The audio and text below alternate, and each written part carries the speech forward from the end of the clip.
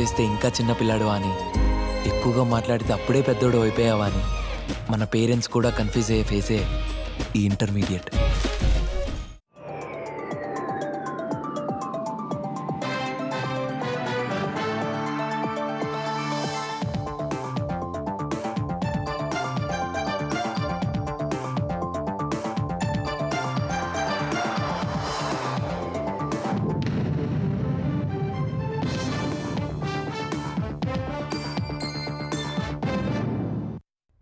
నమస్కారం, ETV news కు స్వాగతం. ముఖ్యాంశాలు: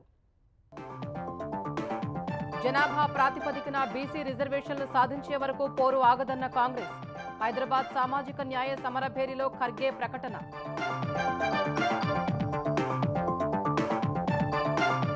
తెలంగాణలో రైతు రాజ్యం తెచ్చామన్న రేవంత్ రెడ్డి. సమగ్ర చర్చకు రావాలని సమరభేరి. సభలో బీజేపీ బీఆర్ఎస్ నాయకులకు సవాల్. రాబోయే రోజుల్లో జమిలి ఎన్నికలు వస్తాయన్న రేవంత్. పార్టీ పదవులు రాజకీయ ఎదుగుదలకు బాటలు వేస్తాయని కాంగ్రెస్ శ్రేణులకు సూచన.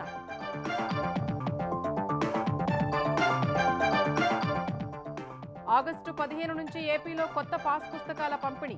క్యూఆర్ కోడ్ మ్యాప్లతో అందజేయాలన్న సీఎం. 2027 డిసెంబర్ నాటికి రీసర్వే పూర్తి. జగన్ తాటాకు చప్పుళ్లకు బెదిరేది లేదన్న పవన్ కళ్యాణ్. కష్టపడి పనిచేసే వారికి కోపం తెప్పించే పనులు చేయొద్దని వైసీపీ నేతలకు హితవు. నెల్లూరు జిల్లా కరేడు గ్రామ సభలో ఉద్రిక్తత. ఇండోసోల్ కంపెనీకి భూములిచ్చేది లేదన్న రైతులు. ప్రభుత్వానికి నివేదిస్తామన్న అధికారులు. 2026 తమిళనాడు అసెంబ్లీ ఎన్నికల్లో టీవీకే సీఎం అభ్యర్థి సినీ నటుడు విజయ్. బీజేపీతో పొత్తుకు ఆస్కారమే లేదని స్పష్టీకరణ. ప్రతీకార సుంకాల అమలు గడువు పొడిగించేది లేదన్న ట్రంప్. కొత్త టారిఫ్లతో అన్ని దేశాలకు లేఖలు పంపనున్నట్టు స్పష్టీకరణ.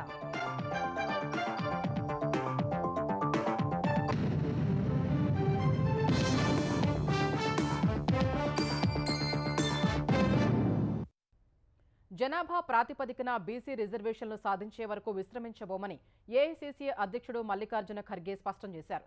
రాజ్యాంగం నుంచి లౌకిక సామ్యవాద పదాల్ని తీసివేస్తామని ఆర్ఎస్ఎస్ నేతలు చెబుతున్నారని, అది బీజేపీ నేతలు చేసి చూపించాలని సవాల్ విసిరారు. తెలంగాణలో వచ్చే అసెంబ్లీ ఎన్నికల్లో 100 సీట్లు, 15 ఎంపీ సీట్లు గెలుస్తామని ముఖ్యమంత్రి రేవంత్ రెడ్డి అన్నారు. 100 కంటే 1 సీటు తక్కువ వచ్చినా బాధ్యత తీసుకుంటానని చెప్పారు. 18 నెలల్లో దేశానికి ఆదర్శంగా నిలిచేలా తెలంగాణ మోడల్ ఆవిష్కరించామని పేర్కొన్నారు. హైదరాబాద్ ఎల్బీ స్టేడియంలో కాంగ్రెస్ పార్టీ సామాజిక న్యాయ సమరభేరీ సభ నిర్వహించింది. జై బాపు, జై భీమ్, జై సంవిధాన్ కార్యక్రమంలో భాగంగా నిర్వహించిన ఈ సభకు ఏఐసీసీ అధ్యక్షుడు మల్లికార్జున ఖర్గే, ప్రధాన కార్యదర్శి కేసీ వేణుగోపాల్, ముఖ్యమంత్రి రేవంత్ రెడ్డి, ఉప ముఖ్యమంత్రి భట్టి విక్రమార్క, మంత్రులు, AICC incharge Meenakshi Natarajan, TPCC అధ్యక్షుడు మహేష్ కుమార్ గౌడ్ పాల్గొన్నారు. 40,000 మందికి పైగా కాంగ్రెస్ శ్రేణులు సభకు హాజరయ్యారు. ఈ సభలో మాట్లాడిన ఖర్గే, రైతులు, మహిళలను మోసం చేసిన బీఆర్ఎస్ ను కాంగ్రెస్ నేతలు కలిసికట్టుగా పనిచేసి ఓడించారని గుర్తు చేశారు. అధికారంలోకి వచ్చిన తర్వాత రైతు భరోసా, ఉచిత బస్సు ప్రయాణం, రేషన్ కార్డులపై సన్నబియ్యం, ఇతర హామీలు అమలు చేస్తున్నట్లు వివరించారు. గిగ్ వర్కర్ల హక్కుల కోసం కూడా తెలంగాణ ప్రభుత్వం చట్టం తీసుకువస్తోందని తెలిపారు. తెలంగాణ సర్కారు చేపట్టిన కులగణన దేశానికి ఆదర్శంగా నిలిచిందని ఖర్గే స్పష్టం చేశారు. బీసీలకు జనాభా ప్రాతిపదికన రిజర్వేషన్లు సాధించే వరకు పోరాడుతూనే ఉంటామని స్పష్టం చేశారు. जो बैकवर्ड क्लास के लिए जो कास्ट सर्वे हो रहा है वो हिंदुस्तान में अगर कहाँ हो रहा है सबसे पहले वो तेलंगाना में हो रहा है। तेलंगाना में बैकवर्ड क्लास के लोगों के लिए और उनको एम्प्लॉयमेंट, एजुकेशन और सोशल जस्टिस के लिए ये काम चल रहा है। तेलंगाना जो किया है इसका एक नमूना मॉडल थ्रूआउट कंट्री यही लोग करना चाहते हैं और हम करके दिखाएंगे। बैकवर्ड क्लास के लिए तुमको रिजर्वेशन दिलाने के लिए हम लड़ते रहेंगे, लड़ेंगे। जब तक हम हासिल नहीं करेंगे तब तक हम चुप नहीं बैठेंगे।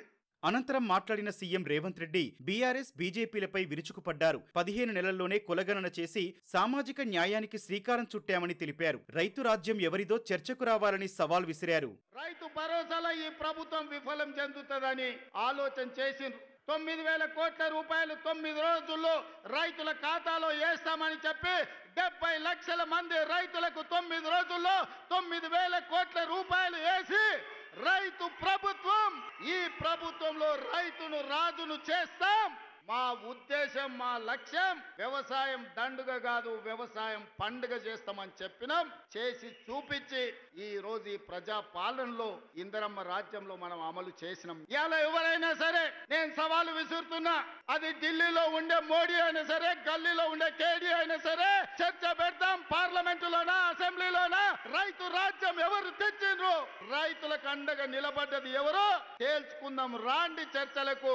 కేసీఆర్ వస్తాడు, కేటీఆర్ వస్తాడు, కిషన్ రెడ్డి వస్తాడు, నరేంద్ర మోడీ వస్తాడు, కాంగ్రెస్ పార్టీ కార్యకర్తలను తీసుకొని నేను వస్తా అని సూటిగా సవాలు విసురుతున్నాం. ప్రభుత్వ ఉద్యోగాలలో 60,000 నియామకాలు చేపట్టింది. మీకు దమ్ముంటే, ధైర్యం ఉంటే, చిత్తశుద్ధి ఉంటే మీరు సవాలు విసిరండి.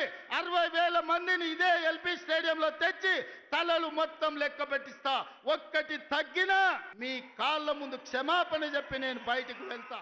అంతకుముందు మాట్లాడిన ఉప ముఖ్యమంత్రి భట్టి విక్రమార్క రాజ్యాంగాన్ని మార్చాలని బీజేపీ కుట్రలు చేస్తోందని ఆరోపించారు. సామాజిక న్యాయ ఎజెండాగా కాంగ్రెస్ పరిపాలిస్తోందని తెలిపారు. ప్రజల కోసమే కాంగ్రెస్ ప్రభుత్వం పనిచేస్తోందని స్పష్టం చేశారు. అంతకుముందు పీసీసీ భేటీలో మాట్లాడిన సీఎం రేవంత్ రెడ్డి రాబోయే రోజుల్లో జమిలి ఎన్నికలు, మహిళా రిజర్వేషన్లు వస్తాయని చెప్పారు. వచ్చే ఎన్నికలకు నియోజకవర్గాల పునర్విభజన జరుగుతుందని, అసెంబ్లీ, పార్లమెంటు సీట్లు పెరుగుతాయని వివరించారు. 2029 ఎన్నికల్లో నూతన నాయకత్వానికి వేదిక కావాలన్న రేవంత్ కొత్త తరం నాయకులుగా ఎదగాలంటే ఇప్పటి నుంచే కష్టపడాలని సూచించారు. గ్రామాలకు వెళ్లి సమన్వయంతో పనిచేయాలన్నారు. ప్రభుత్వ సంక్షేమ పథకాల్ని ప్రజలకు చేరవేయాలని సూచించారు. ఈ విషయంలో అంతా కలిసి సరైన ప్రణాళికతో ముందుకెళ్లి తెలంగాణలో కాంగ్రెస్ను రెండోసారి అధికారంలోకి తేవాలని సూచించారు. యువజన కాంగ్రెస్, ఎన్ఎస్యుఐ పార్టీ జిల్లా అధ్యక్షుల్లో చాలా మందికి ప్రభుత్వంలో పదవులు వరించాయని గుర్తు చేసిన రేవంత్ పార్టీ పదవుల్ని క్యాజువల్గా తీసుకోవద్దని సూచించారు. పార్టీ పదవులతోనే మీకు గుర్తింపు, గౌరవం వస్తుందని, రాజకీయాల్లో ఎదుగుదలకు ఉపయోగపడుతుందని చెప్పారు. హైదరాబాద్ లక్డీకపూల్ కూడెల్లో మాజీ ముఖ్యమంత్రి కొన్నిజేటి రోశయ్య విగ్రహాన్ని ముఖ్యమంత్రి రేవంత్ రెడ్డి, కాంగ్రెస్ అధ్యక్షుడు మల్లికార్జున ఖర్గే, ఏఐసీసీ ప్రధాన కార్యదర్శి కేసీ వేణుగోపాల్ ఆవిష్కరించారు. ఈ కార్యక్రమంలో తెలంగాణ పీసీసీ అధ్యక్షుడు మహేష్ కుమార్ గౌడ్, మంత్రులు శ్రీధర్ బాబు, కోమటిరెడ్డి వెంకటరెడ్డి, పొన్నం ప్రభాకర్, జూపల్లి కృష్ణారావు, ఎమ్మెల్యేలు, ఎమ్మెల్సీలు, కాంగ్రెస్ సీనియర్ నాయకులు, ఆర్యవైశ్య సంఘం నాయకులు పెద్ద ఎత్తున పాల్గొన్నారు. రాజకీయాల్లో విలువలకు కట్టుబడిన వ్యక్తి రోశయ్య అని ఖర్గే, రేవంత్ కొనియాడారు. ప్రజా జీవితంలో సంప్రదాయాన్ని పాటించిన మహా వ్యక్తి అని స్పష్టం చేశారు. తెలుగుదనానికి నిలువెత్తు దర్పణంగా నిలిచిన రోశయ్య సీఎంగా చేసిన సేవల్ని గుర్తు చేసుకున్నారు. ఆగస్టు 15 నుంచి క్యూఆర్ కోడ్ మ్యాప్తో రైతులకు పాస్బుక్లు పంపిణీ చేయాలని ముఖ్యమంత్రి చంద్రబాబు నిర్ణయించారు. పాస్ పుస్తకాల్లో ప్రతి భూమికి సంబంధించిన సమగ్ర సమాచారం ఉండేలా చర్యలు తీసుకోవాలని అధికారుల్ని ఆదేశించారు. ఫ్రీహోల్డ్ భూములు, ఇతర రెవెన్యూ సమస్యలపై అక్టోబర్ 2 లోపు పరిష్కారం చూపాలని స్పష్టం చేశారు. భూ సమస్యల్ని ఏఐ ద్వారా పరిష్కరిస్తామని రెవెన్యూ శాఖ మంత్రి అనగానే సత్యప్రసాద్ తెలిపారు. రెవెన్యూ శాఖపై అమరావతి సచివాలయంలో ముఖ్యమంత్రి చంద్రబాబు ఉన్నత స్థాయి సమీక్ష నిర్వహించారు. పేదల భూ సమస్యల పరిష్కారానికి సంబంధించిన 10 అంశాలపై సుదీర్ఘంగా చర్చించారు. ఫ్రీహోల్డ్ భూములు సహా ఇతర మెజారిటీ రెవెన్యూ సమస్యలపై అక్టోబర్ 2 లోపు పరిష్కారం చూపాలని సీఎం స్పష్టం చేశారు. పేదలకు లబ్ధి జరిగేలా ఫ్రీహోల్డ్ భూముల అంశం ఉండాలన్నారు. 10 లక్షల విలువైన వారసత్వంగా వచ్చే భూములకు సంబంధించిన సెక్షన్ సర్టిఫికెట్లు గ్రామ సచివాలయంలోనే ఇవ్వాలని తెలిపారు. 100 రూపాయలు చెల్లించి సర్టిఫికెట్లు పొందే విధంగా చర్యలు తీసుకోవాలని సూచించారు. 10 లక్షల పైబడిన భూములకు 1000 రూపాయలు చెల్లించి సెక్షన్ సర్టిఫికెట్ తీసుకునే వెసులుబాటు కల్పించాలన్నారు. కుల ధృవీకరణ పత్రాలను ఆగస్టు 2 లోపు మంజూరు చేయాలని సీఎం ఆదేశించారు. క్యూఆర్ కోడ్ ఉండే పాస్ పుస్తకాలు తీసుకురావటం ద్వారా ప్రతి భూమికి సంబంధించిన సమగ్ర సమాచారం ఉండేలా చర్యలు తీసుకుంటున్నామని సమీక్ష తర్వాత రెవెన్యూ శాఖ మంత్రి సత్యప్రసాద్ తెలిపారు. ఈ పాస్ బుక్ కూడా క్యూఆర్ కోడ్ ఉంటుంది, మ్యాప్ ఉంటుంది. ఈ క్యూఆర్ కోడ్ కొడితే భూమికి డైరెక్షన్ ఎలా షేప్ లో ఉంది, ఎంత ఉంది అనేది కూడా వచ్చే విధంగా చేస్తా ఉన్నారు. అలాగే ఒక ఆధార్ నంబర్ కొడితే అతనికి ఎన్ని భూములు ఉన్నాయి, ఎక్కడ ఉన్నాయి అనేది కూడా లింక్ తెచ్చే విధంగా కూడా గౌరవ ముఖ్యమంత్రి గారు కూడా సూచించారు. ఉచితంగా కూడా ఇవ్వబోతా ఉన్నాం. 1 కోటి మంది గతంలో ఇచ్చినారు. వాళ్ళందరికీ కూడా ఆగస్టు 15 ఒక పండగ వాతావరణంలో ఈ పాస్ బుక్లు అందరికీ కూడా ఇవ్వబోతా ఉన్నాం. ఈ పాస్ బుక్ కి బ్యాంకు లోన్కి ఎక్కడ సంబంధం లేదు. ఒక అపోహలో ఉన్నారు. ఎక్కడెక్కడైతే గవర్నమెంట్ ల్యాండ్స్ ఉన్నాయో వాటికి ఒక రంగు, ప్రైవేట్ ల్యాండ్కి ఒక రంగు, వాటర్ బాడీస్కి ఒక రంగు, ఫారెస్ట్కి ఒక రంగు, అట్లా మ్యాపింగ్ చేసే విధంగా చేస్తూ, అలాగే survey, registration and revenue department ఈ మూడింటికి కూడా బ్లాక్ చేంజ్ చేసి ఎక్కడ కూడా ఫ్రాడులెంట్ రిజిస్ట్రేషన్ కానీ ఫ్రాడ్ ఎంట్రీ కానీ జరగకుండా ఉండే విధంగా బ్లాక్ చైన్ టెక్నాలజీ కూడా తెస్తా ఉన్నాం. డిసెంబర్ 2027 నాటికి భూముల రీసర్వే పూర్తి చేస్తామని మంత్రి తెలిపారు. ప్రతి 250 ఎకరాలను ఓ బ్లాక్గా తీసుకుని రీసర్వేను పారదర్శకంగా చేస్తున్నట్లు చెప్పారు. ఏడాది కాలంలో 4.63 లక్షల రెవెన్యూ సంబంధిత ఫిర్యాదులొస్తే 3 లక్షల పైచిలుకు ఫిర్యాదులను పరిష్కరించినట్లు వెల్లడించారు. శ్మశాన వాటికల నిర్మాణానికి 138 కోట్ల రూపాయల విడుదలకు సీఎం ఆమోదం తెలిపారన్నారు. P4 పథకం అమలుకు 2 కమిటీల ఏర్పాటుకు ఏపీ ప్రభుత్వం నిర్ణయించింది. సచివాలయంలో ముఖ్యమంత్రి చంద్రబాబు నేతృత్వంలో జరిగిన స్వర్ణాంధ్ర P4 ఫౌండేషన్ తొలి జనరల్ బాడీ సమావేశంలో ఈ నిర్ణయం తీసుకున్నారు. జూమ్ ద్వారా జరిగిన ఈ భేటీలో P4 అమలు పర్యవేక్షణ కోసం జిల్లా నియోజకవర్గ స్థాయి చాప్టర్లు ఏర్పాటు చేయాలని సీఎం ఆదేశించారు. P4 లోగోను ఖరారు చేసిన సీఎం ఆగస్టు 15 నాటికి 15 లక్షల బంగారు కుటుంబాలు, 1,00,000 మంది మార్గదర్శకులను గుర్తించడం లక్ష్యంగా పెట్టుకోవాలన్నారు. P4 అమల్లో బాపట్ల జిల్లా నెంబర్ 1గా ఉందన్నారు. ఈ పథకంపై ప్రజల్లో ఉన్న అపోహల్ని తొలగించాలని చంద్రబాబు సూచించారు. ప్రకాశం జిల్లాలో తాగునీటి సమస్య పరిష్కరించడమే ప్రధాన లక్ష్యమని ఏపీ ఉప ముఖ్యమంత్రి పవన్ కళ్యాణ్ అన్నారు.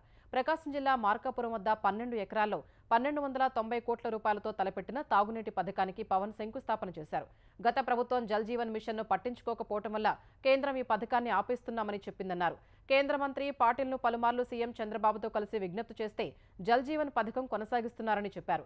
ఈ పథకం ద్వారా దాదాపు 10 లక్షలకు పైచిలుకు జనాభాకు తాగునీటిని అందించబోతున్నామని తెలిపారు.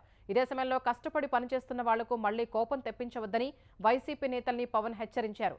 రప్పా రప్పా అంటూ వైసీపీ చేసే తాటాకు చప్పుళ్లకు భయపడేది లేదని తేల్చి చెప్పారు.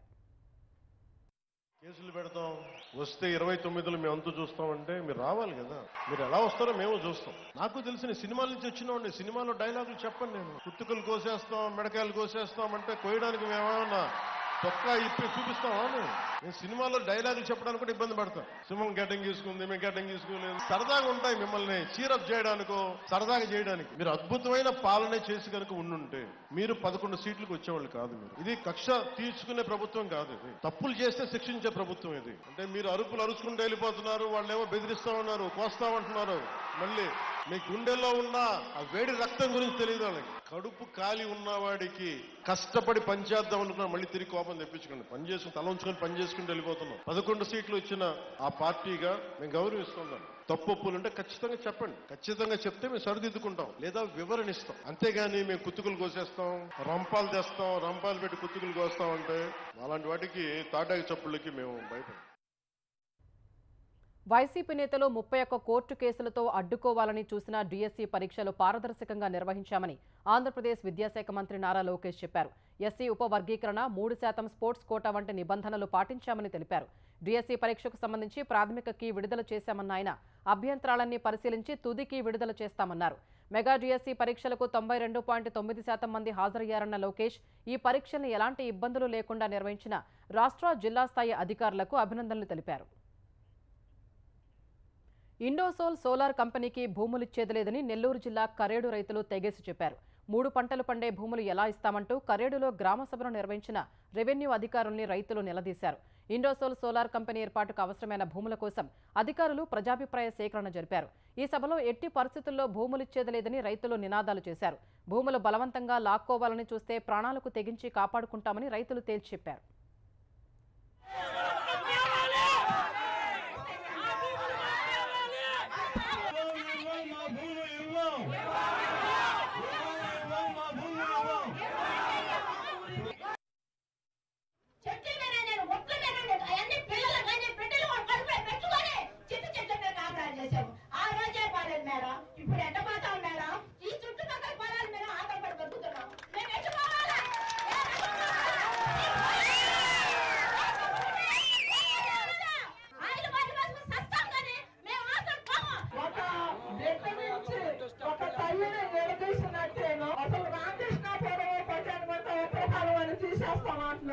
కేసులు పెట్టించుకొని స్టేషన్లకు పోయి పోలీసులు చుట్టూ తిరిగి హైదరాబాద్ వరకు మేము తిరిగి తెచ్చుకుంది. మీకు ఇయ్యటానిక మేము మా ఇంటి స్థలాలని ఇక్కడే పెట్టాల్సిన అవసరం ఉంది. పంట భూములు ఈ రోజు 3 పంటలు పండిస్తారు. ఇక్కడ మంచి ఎక్కడేసినా కానీ మంచిగా వస్తాయి. అలాంటి వాతావరణాన్ని మీరు తీసుకొని మమ్మల్ని ఎక్కడ మెట్ట పొలాలు కదా అనుకుంటే అదే మెట్ట భూముల్లో మీరు ఫ్యాక్టరీని కట్టి డెవలప్ చేయొచ్చు. ప్రజలు చనిపోయిన తర్వాత మీరు ఫ్యాక్టరీ చేసుకోం. ఎవరు దాన్ని పనిచేసే వర్తలు కదా. మాకు 3 సార్లు పంట పండుద్ది. అది పండలేదు అనుకోండి, ఒకటే మాట సార్, మా చేలో చెట్టుకి మా చెరువు నీళ్ళు తాగి బతుకుతాం. మా పొలాలు మాత్రం మీకు ఇవ్వము. మాకు మీరు గ్రామ సభ పెట్టి మేము ఇండస్ట్రీ అప్పు పెడుతున్నాము, మీరు భూములు ఇస్తారా అని అడుగుతున్నారు. మేము మా ప్రాణం పోయినా మేము పుట్టిన ఈ కరేడు గ్రామాన్ని కానీ మాకు అన్నం పెడుతున్న మా భూమాతను కానీ మా ప్రాణాల పైన వదులుకునే ప్రసక్తే లేదు. బలవంతంగా కానీ భూసేకరణ చేస్తే మేము 17,000 మంది ఉన్నాము, 8,000 మీరు తీసుకుంటున్నారు. ఎకరానికి 10 లక్షలు ఆగొట్టకులు ఈ గొట్టకు పడుకుంటాము, మమ్మల్ని పక్కించుకొని తీసుకోండి. అటు రైతుల అభిప్రాయాల్ని పై స్థాయికి తీసుకెళ్తామని రెవెన్యూ అధికారులు చెప్పారు. తాము కంటితుడుపుగా గ్రామ సభ పెట్టడానికి రాలేదని, రైతుల అభిప్రాయాలు తీసుకోవడానికే వచ్చామని చెప్పారు. ఈ మేరకు రైతుల నుంచి అభ్యంతరాలే వినతి పత్రాల రూపంలో తీసుకున్నారు. కంటి తుడుపుగా చేసే గ్రామ సభ కాదు. ఎప్పుడైనా ఒక ఊర్లో భూములు తీసుకుంటున్నారు అంటే అది రైతులతో చెప్పి రైతుల సహకారంతోనే చేస్తారు. అందుకని పెట్టిన గ్రామ సభ కానీ ఇదేదో జరుగుతుంది మేము ఇలా చేస్తాము అని మీకు చెప్పేసి వెళ్ళిపోయేది కాదు. దీనికి సంబంధించి మీ అభిప్రాయాలు చెప్పడం, మీ నిరసన తెలపడం అనేది మీ రాజ్యాంగ హక్కు. దాన్ని నేను తప్పనట్లేదు. మీ అందరూ ఏదైతే చెప్తున్నారో మాకు భూములు మీరు తీసుకోవద్దు అన్న విషయం అది నేను నోట్ చేసుకున్నాను, రాసుకున్నాను. మీరు చెప్పిన ప్రతి పాయింట్ నోట్ చేసుకుని పాయింట్ వైజ్ రిప్రజెంటేషన్ నేను పంపిస్తా. ఆ రిప్రజెంటేషన్ పైన ప్రాసెస్ అవుతుంది. అంతలోపు మీకు రకరకాల అనుమానాలు అపోహలు ఉంటాయి కదా, అవి ఆన్సర్ చేస్తాం. దేశీయ అవసరాల కోసం బొగ్గు ఉత్పత్తిని పారదర్శక విధానాల ద్వారా 100 కోట్ల టన్నులకు పెంచామని కేంద్ర బొగ్గు గనుల శాఖ మంత్రి కిషన్ రెడ్డి తెలిపారు. హైదరాబాద్లోని ఓ హోటల్లో పర్యావరణహిత బాధ్యతాయుత మైనింగ్ అనే అంశంపై జరిగిన అంతర్జాతీయ సదస్సులో కిషన్ రెడ్డి ముఖ్య అతిథిగా పాల్గొన్నారు. వికసిత్ భారత్లో భాగంగా దేశంలోని వివిధ ఖనిజ పరిశ్రమలు తమ ఉత్పత్తులు భారీగా పెంచాల్సిన అవసరం ఉందని కేంద్ర మంత్రి తెలిపారు. మైన్ క్లోజర్ యాక్టివిటీపై కేంద్రం ప్రత్యేక దృష్టి సారించిందని తెలిపారు. ఖనిజాల అన్వేషణ పూర్తయిన తర్వాత శాస్త్రీయ పద్ధతిలో గనుల్ని మూసివేయాలని, లేకపోతే ప్రమాదాలు జరిగే అవకాశం ఉందన్నారు. ప్రభుత్వ పరంగా ఇప్పటివరకు 143 మైనింగ్ ప్రాజెక్టులు పని పూర్తయిన తర్వాత డీకోల్ చేసినట్టు చెప్పారు. ఆపరేషన్ సింధూర్ తర్వాత క్రిటికల్ మినరల్స్ ను చైనా నిలిపివేయగా వాటిని సొంతంగా అభివృద్ధి చేస్తున్నట్టు కేంద్ర మంత్రి వెల్లడించారు.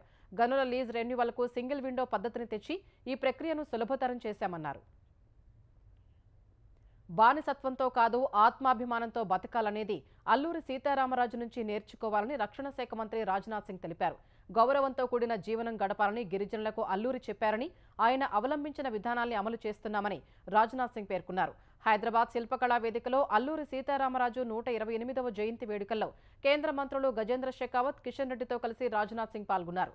దేశవ్యాప్తంగా గిరిజన ప్రాంతాల్లో విద్య, వైద్యం, పర్యాటకాన్ని అభివృద్ధి చేస్తున్నామని రాజ్నాథ్ సింగ్ వెల్లడించారు. బీఆర్ఎస్ అధినేత కేసీఆర్కు ఎలాంటి ఆరోగ్య సమస్యలు లేవని, అన్ని సాధారణంగానే ఉన్నట్టు ఆ పార్టీ కార్యనిర్వాహక అధ్యక్షుడు ఆయన కుమారుడు కేటీఆర్ స్పష్టం చేశారు. ఈ మేరకు సామాజిక మాధ్యమం ఎక్స్లో పోస్ట్ పెట్టిన కేటీఆర్ సాధారణ వైద్య పరీక్షల కోసమే కేసీఆర్ నిన్న ఆసుపత్రిలో చేరారని తెలిపారు. బ్లడ్ షుగర్, లో సోడియం లెవెల్స్ను పర్యవేక్షించేందుకు కొన్ని రోజులు ఆసుపత్రిలో ఉండాలని వైద్యులు సూచించినట్లు చెప్పారు. కేసీఆర్ క్షేమంపై ఆరా తీస్తున్న వారందరికీ కేటీఆర్ కృతజ్ఞతలు తెలిపారు. మరోవైపు సోమాజిగూడ యశోద ఆసుపత్రిలో చికిత్స పొందుతున్న కేసీఆర్ను ఇవాళ పలువురు బీఆర్ఎస్ నాయకులు వెళ్లి పరామర్శించారు. ఆయన ఆరోగ్య పరిస్థితిని తెలుసుకున్నారు. కేసీఆర్ ఆరోగ్యం పూర్తి నిలకడగా ఉందని తెలిపారు. సంగారెడ్డి జిల్లా పాసమైలారంలోని సిగాచి పరిశ్రమలో జరిగిన పేలుడు ఘటనలో ప్రాణాలు కోల్పోయిన వారి సంఖ్య 39కి చేరింది. తీవ్రంగా గాయపడిన ధృవ ఆసుపత్రిలో చికిత్స పొందుతున్న భీమ్రావ్ అనే కార్మికుడు చనిపోయినట్టు ఆసుపత్రి వైద్యులు తెలిపారు. మహారాష్ట్రకు చెందిన భీమ్రావ్ మృతదేహాన్ని లాంఛనాలు పూర్తి చేసి వారి కుటుంబ సభ్యులకు అందజేశారు. మరోవైపు సిగాచి పరిశ్రమలో ప్రమాదం జరిగిన స్థలాన్ని తెలంగాణ సీఎస్ రామకృష్ణారావు నేతృత్వంలోని కమిటీ ఇవాళ పరిశీలించింది. ఈ ఘటనపై ఏర్పాటు చేసిన నిపుణుల కమిటీ నిన్న క్షేత్రస్థాయి పరిశీలన చేయగా ఇవాళ అధికారులు పరిస్థితిని ప్రత్యక్షంగా చూశారు. డ్రయర్, రియాక్టర్లను పరిశీలించిన కమిటీకి నిన్న గుర్తించిన నిర్వహణ, భద్రతా లోపాలని నిపుణుల కమిటీ వివరించింది. నిపుణుల కమిటీ ఇచ్చిన నివేదికపై వివరణ ఇవ్వాలని కంపెనీ ప్రతినిధుల్ని ఆదేశించింది. పూర్తిస్థాయి వివరాలు అందించకపోవడంతో ఆగ్రహం వ్యక్తం చేసింది. అమెరికా అధ్యక్షుడు డొనాల్డ్ ట్రంప్ ప్రకటించిన ప్రతీకార సుంకాల అమలుకు ఉన్న డెడ్లైన్ను పొడిగించే అవకాశాలు కనిపించడం లేదు. జూలై 9 నుంచి అమల్లోకి రానున్న నేపథ్యంలో ఆ గడువుకు ముందే ఏకపక్షంగా నిర్ణయించిన కొత్త టారిఫ్ రేట్లను తెలియజేస్తూ అగ్రరాజ్యం ఆయా దేశాలకు లేఖలు పంపనుంది. ఈ మేరకు తమ వాణిజ్య భాగస్వాములకు లేఖలు పంపనున్నట్లు ట్రంప్ ప్రకటించారు. అమెరికాతో వాణిజ్యం చేయాలంటే ఎంత చెల్లించాలన్న దానిపై ఆయా దేశాలకు లేఖలు పంపనున్నట్లు వెల్లడించారు. రేపటి నుంచి రోజుకు 10 దేశాల చొప్పున లేఖలు పంపించనున్నట్లు పేర్కొన్నారు.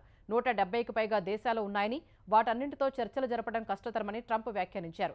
20 నుంచి 30% సుంకాలు రేట్లు నిర్ణయిస్తామని తెలిపారు. గడువులోపు అమెరికాతో వ్యాపార ఒప్పందం కుదుర్చుకోకపోతే ఆయా దేశాలపై తమ ఇష్టానుసారం సుంకాలను విధిస్తామని ట్రంప్ ఇప్పటికే పలుమార్లు హెచ్చరించారు.